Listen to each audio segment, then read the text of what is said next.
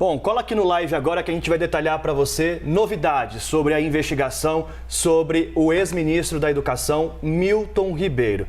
Atenção, a gente vai trazer aqui algumas transcrições de áudios que foram interceptados pela Polícia Federal de conversas que Milton Ribeiro teve com outras pessoas em que ele fala sobre a investigação que cercava os pastores e ele também com relação ao Fundo Nacional de Desenvolvimento da Educação, que esses pastores intermediavam a liberação de recursos em troca de propina. Chega mais, a gente tem um documento aqui, porque o juiz federal Renato Borelli, aquele que já informou a Polícia Federal que é alvo de ameaças de grupos aliados ao ministro, ele determinou que parte do material vá para o Supremo Tribunal Federal. Mas antes de detalhar isso, a gente vai detalhar para você as conversas do ex-ministro da Educação. Por quê? A Polícia Federal identificou ao menos 3 conversas de Milton Ribeiro em que ele fala sobre essa operação.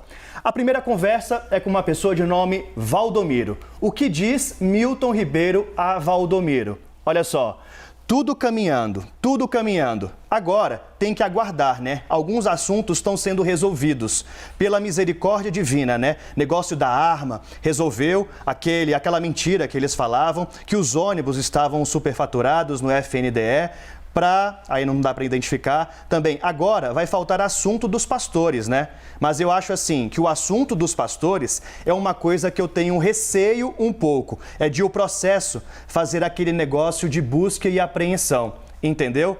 Essa é a frase de Milton Ribeiro.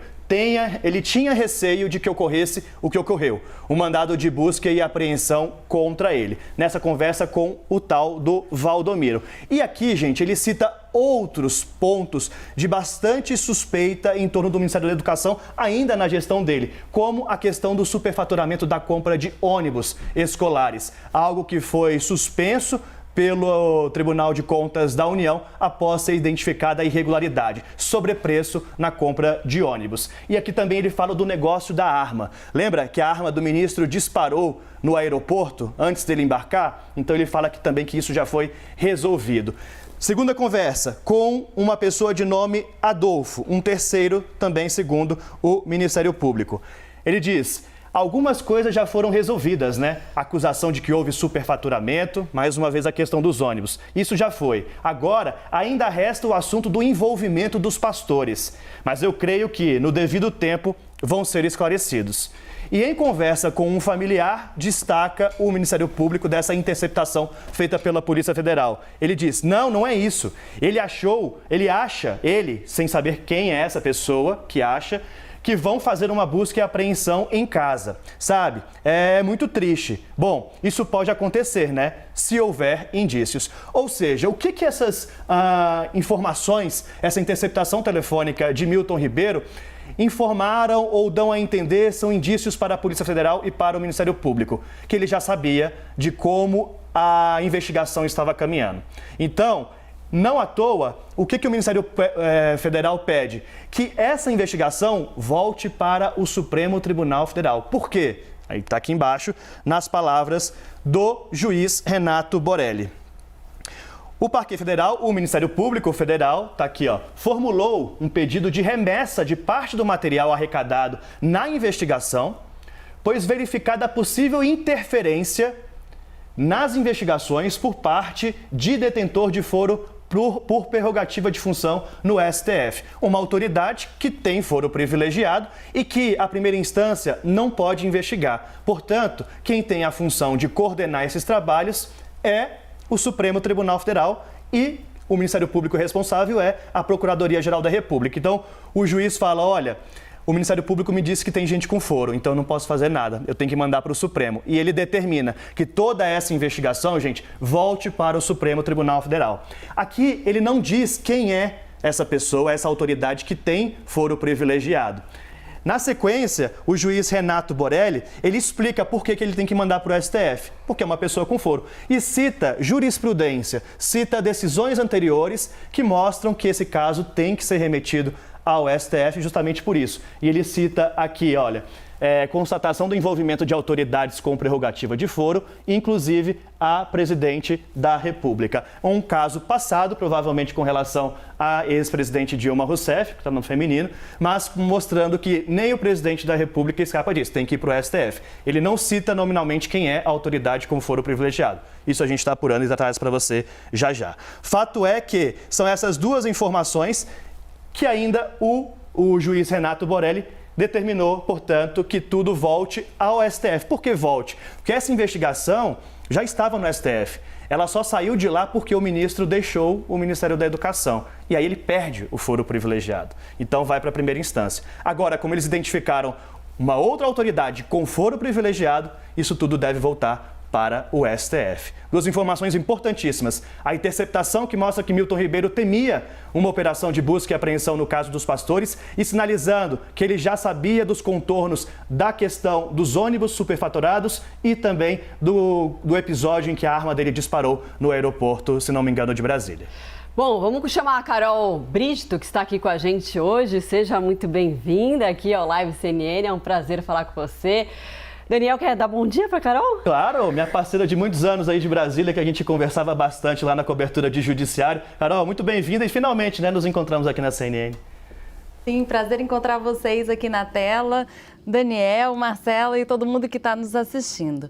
Bom, essa história, como o Daniel bem explicou, o juiz, quando ele encontra na primeira instância algum indício de participação de alguém que tem prerrogativa de foro no Supremo Tribunal Federal, ele tem a obrigação de pegar esse material completo e mandar para o Supremo Tribunal Federal. E cabe ao Supremo decidir se vai fazer a cisão do material ou não. O que é isso? Deixar no Supremo apenas a parte referente à pessoa com direito ao foro privilegiado e remeter para a primeira instância o restante da investigação relativa a pessoas que não detêm essa prerrogativa de foro. Então, o que foi feito? Ele mandou direto para o gabinete da ministra Carmen Lúcia, como o Daniel contou para a gente, e agora não chegou ainda no Supremo isso, pelo que a gente constatou.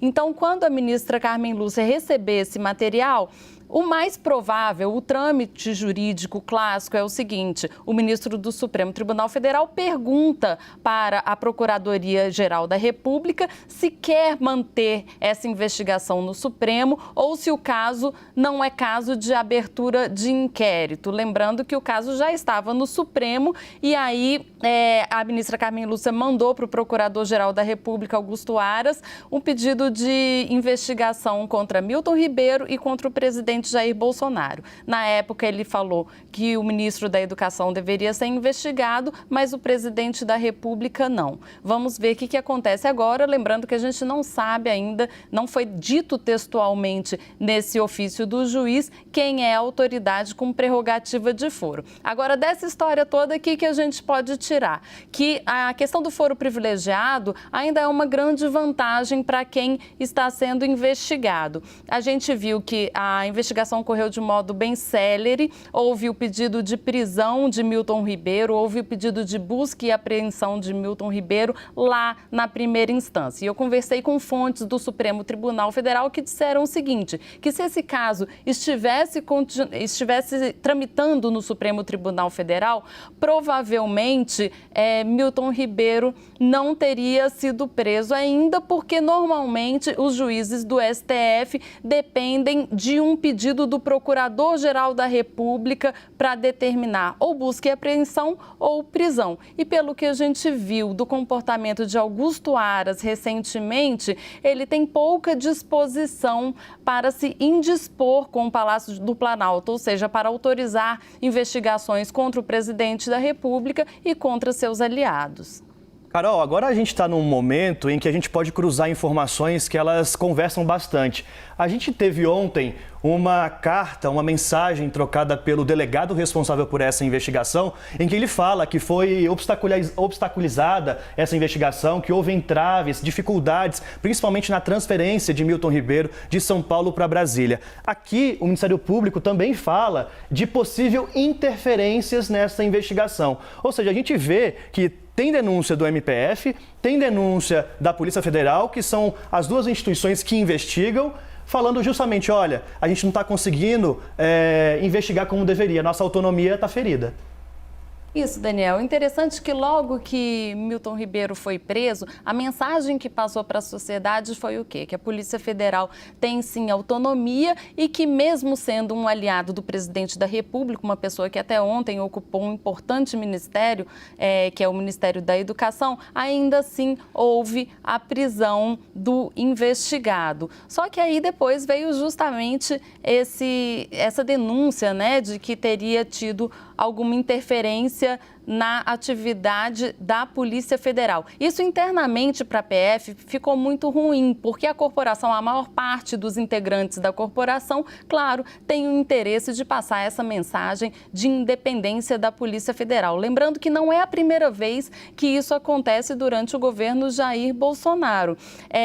Justamente quando Sérgio Moro deixou o Ministério da Justiça, foi dizendo que a Polícia Federal não tinha autonomia para agir e que tinha indício de interferência na atividade da Polícia Federal. Então, isso, além de conturbar essa investigação, ou seja, tem uma consequência jurídica e tem também uma consequência política, porque atrasa mais o processo fica com subprocessos, porque além de ter a investigação de Milton Ribeiro, tem uma investigação da investigação para saber se essa investigação correu realmente de forma idônea e respinga, claro, na campanha do presidente Jair Bolsonaro, que luta agora contra os índices de rejeição a seu nome para as eleições de outubro, né? Que está agora, há 4 meses, né, da eleição já. Exatos, né? Exatamente. Carol, obrigada, viu, pelas informações, pela sua análise aqui. É um prazer ter você aqui. Daqui a pouquinho a gente conversa mais.